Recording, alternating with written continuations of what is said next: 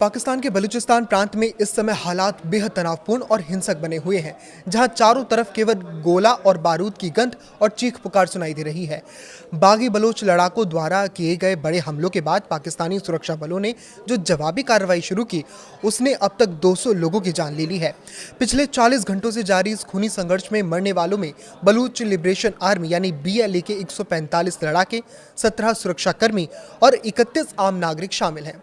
बलूचिस्तान के मुख्यमंत्री सरफराज बुगती ने पुष्टि की है कि इस बड़े ऑपरेशन और छापेमारी के बाद मौतों का यह आंकड़ा पाकिस्तान के इतिहास में अब तक की सबसे बड़ी सैन्य कार्रवाई के रूप में दर्ज किया गया है। विवाद की शुरुआत तब हुई जब BLA ने ऑपरेशन हैरौफ 2 के दूसरे चरण का ऐलान करते हुए क्वेटा, ग्वादर, मुस्तुंग और नोशकी जैसे कई इलाकों में एक साथ हमला बोल दिया। विद्रोहियों का दावा है कि उन्होंने नोशकी में काउंटर टेररिज्म डिपार्टमेंट यानी CTD के हेडक्वार्टर पर कब्जा कर लिया और एक जिला जेल में करीब 30 कैदियों को छुड़ा लिया।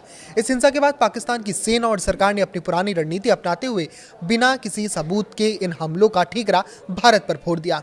पाकिस्तान के रक्षा मंत्री ख्वाजा आसिफ ने आरोप लगाया कि इन हमलावरों के संबंध भारत से हैं, जिसका भारत ने कड़े शब्दों में मुंहतोड़ जवाब दिया है।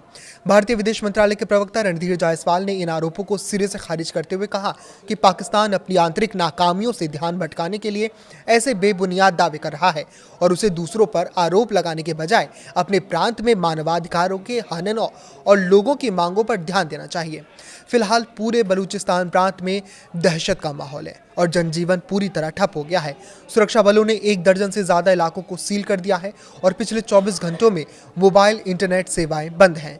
सड़क यातायात से लेकर ट्रेन सेवाएं तक निलंबित कर दी गई हैं, जिससे आमतौर पर चहल पहल वाला क्वेटा शहर अब एक सुनसान छावनी में तब्दील हो चुका है।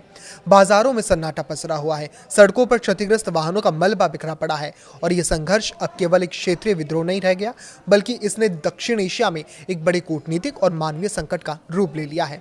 इस पर आपकी क्या राय है, हमें कमेंट करके जरूर बताएं। लाइक करें, शेयर करें, उसी तरह जुड़े रहें। नमस्कार।